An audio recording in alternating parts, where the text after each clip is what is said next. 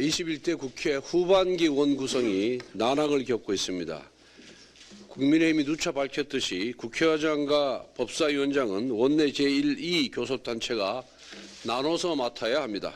이것이 협치를 위한 상호 신뢰의 징표입니다. 국회의장과 법사위원장의 독식은 입법 폭주의 구조적 원인이었습니다. 원인을 제거해야 협치가 가능합니다. 민주당은 이러한 간단한 이치를 부정하며 국회의장 우선 선출을 반복하고 있습니다. 국회의장과 법사위를 시간차로 독식하려는 의도라고밖에 볼 수 없습니다. 지금 국회에는 긴급한 민생 현안이 산적해 있습니다. 후반기 원구성을 서둘러야 합니다. 어제 국민의힘은 우선적으로 상임위 간사단을 발표했습니다. 민주당이 법사위원장만 양보하면 원구성이 일사천리로 진행될 것입니다. 민주당은 지방선거 패배 이후 혁신과 쇄신, 반성을 외치고 있습니다. 그러나 중요한 것은 행동입니다. 민주당의 입법 폭주는 오만함의 극치였고 바로 그 오만함 때문에 국민의 심판을 받았던 것입니다. 민주당의 법사위 장악과 혁신은 결코 양립할 수 없습니다. 법사위원장을 내려놓는 것이야말로 오만의 정치를 그만두고 혁신을 시작하는 길입니다. 그럼에도 불구하고 민주당이 법사위를 장악하겠다는 아집은 여전히 오만의 정치를 계속하겠다는 뜻이며 여전히 극단주의자들에게 당이 휘둘리고 있다는 뜻입니다. 낡은 과거를 반복하면서 어떻게 혁신이 가능하겠습니까? 지금 민주당이 외치는 혁신의 구호는 유니콘과 같습니다. 오직 상상할 수 있을 뿐 결코 현실이 될 수 없습니다. 민주당이 헤이트 스피치 금지를 위한 집시법 개정안을 경쟁적으로 발의하고 있습니다. 문재인 전 대통령 사자합 시위를 막기 위함입니다. 표현의 자유를 넘어선 심한 욕설과 혐오를 조장하는 시위에는 단호히 반대합니다. 하지만 과연 민주당이 헤이트 스피치를 금지할 자격이 있는지는 의문입니다. 헤이트 스피치의 원조는 다름 아닌 민주당의 강성 지지층입니다. 문재인 전 대통령, 이재명 의원 등 유력 정치인을 비판하거나 당론을 반대하는 의견에는 어김없이 18원 후원금과 문자 폭탄이 쏟아졌습니다. 최근 이재명 의원의 재보궐선거 출마를 비판한 민주당 중진위원 사무실 앞에는 조롱과 비판이 가득 담긴 대자보가 붙었습니다. 과거 문재인 전 대통령은 이 같은 행태를 양념이라고 비유하기도 했습니다. 내가 하면 양념이고 남이 하면 혐오입니까?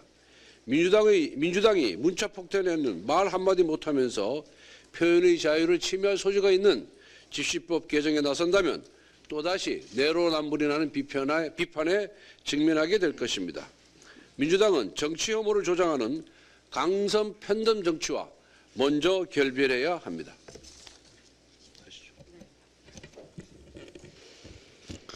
그 지방선거 승리를 했다고 저는 완벽한 정권 교체가 이루어졌다고 보지 않습니다.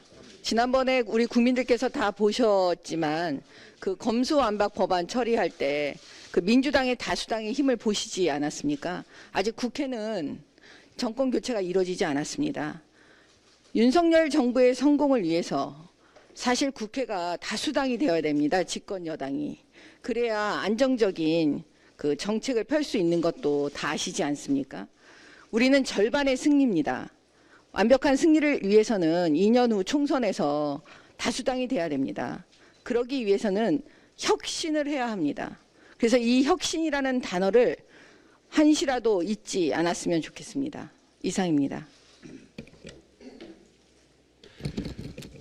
최근 당내 상황과 관련해서 한 말씀 드리겠습니다. 당에서 오랜 기간 활동한 선배 정치인께서 당 지도부의 올바른 행보를 위해 충고의 목소리를 내시는 건 당연한 일이고 겸허히 받아들여야 할 부분입니다.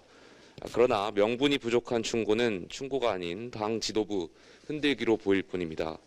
명분이 부족하니 무엇인가 다른 의도가 있는 게 아니냐는 의심의 눈초리를 자초하고 당내 분란을 만들게 될 뿐입니다. 이번 지도부가 들어선 이후 우리는 국민들의 소중한 선택을 받아서 대선을 이겼고 정권 교체를 이뤘고 지방선거를 승리해서 새롭게 출범한 윤석열 정부의 국정 운영 동력을 뒷받침해줄 지방 권력을 가져왔습니다.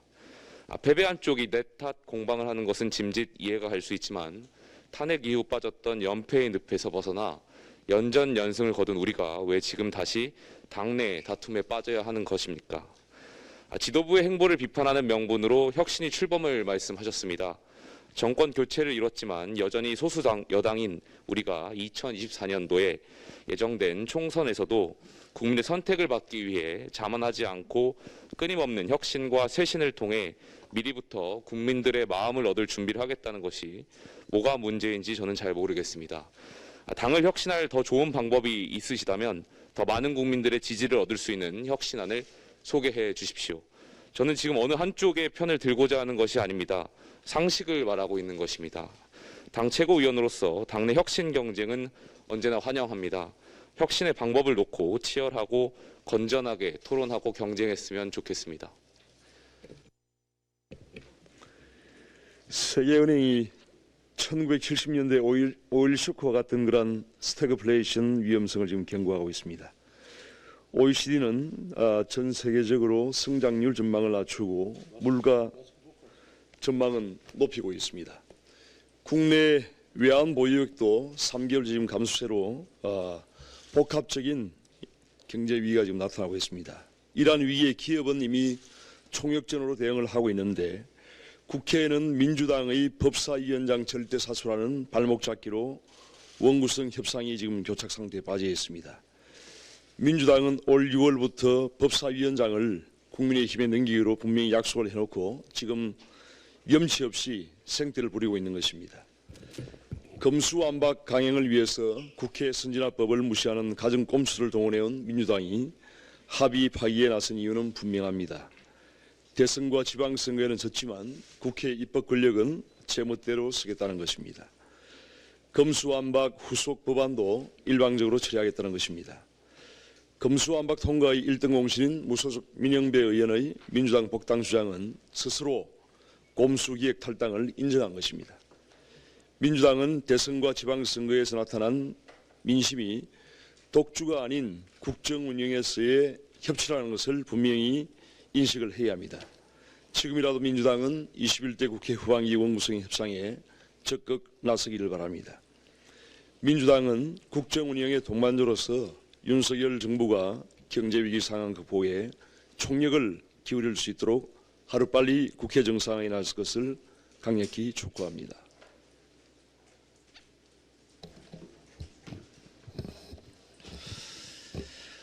윤석열 대통령이 반도체 산업을 기반으로 4차 산업혁명을 선도하겠다는 국정 의지를 확고하게 밝혔습니다. 이제 대한민국이 미래에 나갈 방향은 확실합니다. 오늘날 대한민국이 초석이 된 산업화와 민주화를 넘어서는 미래 대한민국의 패러다임을 공고히 해야 합니다. 그리고 그 패러다임 중심에는 반도체가 있습니다. 국민의힘은 윤석열 정부의 미래 패러다임 구축의 뜻을 같이하며 반도체 등 미래 먹거리 첨단 산업 지원책을 적극 뒷받침하겠습니다. 첫 번째는 바로 공장 입지를 구축하는 것입니다. 안정적인 용수와 전력 공급 대책, 미세먼지 저감 시설 등 각종 환경 설비 지원 제도와 반도체 시설과 R&D 투자에 대한 세계 최고 수준의 인센티브 제공, 반도체 산업을 가로막는 규제 철폐로 대한민국의 반도체 하기 가장 좋은 나라를 만들도록 하겠습니다.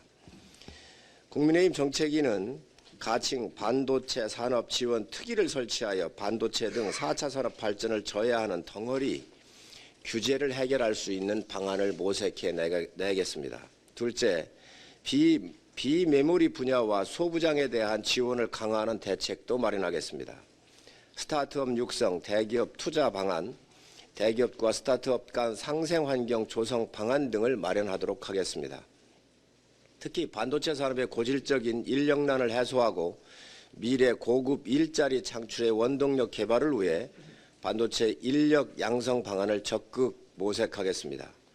반도체 관련 학과의 정원을 늘리기 위한 실질적인 입법 개선책도 마련하겠습니다.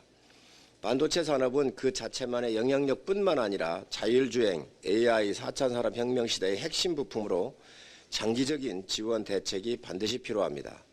그동안 민간의 노력으로 이룩한 반도체 분야의 성과가 더욱 빛을 발할 수 있도록 정부와 국민의 힘이 앞장서서 기반을 닦고 지속성장의 마중물 역할을 하도록 하겠습니다. 문재인 정부가 탈원전 정책으로 전기료가 폭등할 수 있다는 내용의 보고서를 임기 내내 묵살하고 공개하지 않았다는 언론 보도가 나왔습니다. 문 대통령 당선 직후 보고된 보고서에는 탈원전을 이행할 경우 2018년부터 매년 2.6%씩 전기요금 원가를 인상해야 하며 2030년에는 40%를 올려야 하는 등 13년간 누적 140조 원의 전기료 인상 요인이 발생한다는 내용이 포함되어 있습니다. 대선 2개월 전부터 작성된 이 보고서는 탈원전 정책이 막대한 전기요금 인상으로 이어져 국민에게 큰 부담이 될 것을 분명히 경고하고 있었습니다. 하지만 문재인 정부는 보고서 내용을 철저히 묵살하고 국민들이 우려한 탈원전 정책을 강행했습니다. 고리원전 1호기 폐쇄, 월성 1호기 조기 폐쇄, 한비 4호기 가동 중지, 신한울 3, 4호기 건설 중단, 신규 원전 계획을 백지화시켰습니다. 백운규 당시 산업자원부 장관은 22년까지 전기요금 인상 요인이 없다고 했습니다. 문재인 대통령도 17년 7월 탈원전까지 60여 년 전기요금 급격한 인상 없다고 말을 했습니다. 문 정권 내내 2030년 기준 전기요금 인상률은 10.9% 정도일 거라고 얘기를 했습니다. 인상 요인이 없었던 것이 아니라 잘못된 정책이 분명한 탈원전 정책을 강행하기 위한 국민을 속이고 거짓말한 것이었습니다. 대통령과 정부가 어떻게 이렇게 무책임할 수 있습니까? 이토록 뻔뻔하게 국민을 기만할 수 있습니까? 이제 한전 부채는 3월 말 기준 156조 5,352억 원이고 올 1분기 영업 손실만도 7조 8천억 원입니다. 일본 니혼 게이제이 신문이 발표한 세계 워스트 기업 10위입니다. 국제적 망신은 차치하고 국민이 떠안을 막대한 부담은 누가 책임을 져야 합니까? 문재인 정권은 애초 무리한 탈원전 정책을 고집 피우지 않고 전기 요금 인상 요인을 연도별로 순차적으로 반영을 했었어야 합니다. 정권의 무책임한 이념적 집착이 국민의 고통이 되고 말았습니다. 다시는 이런 일이 되풀이되어서는 안 되겠습니다. 물가 인상으로 인한 국민 고통이 막중합니다. 국민의힘은 국민들의 고통과 부담을 최소화할 수 있는 모든 방법을 강구하겠습니다.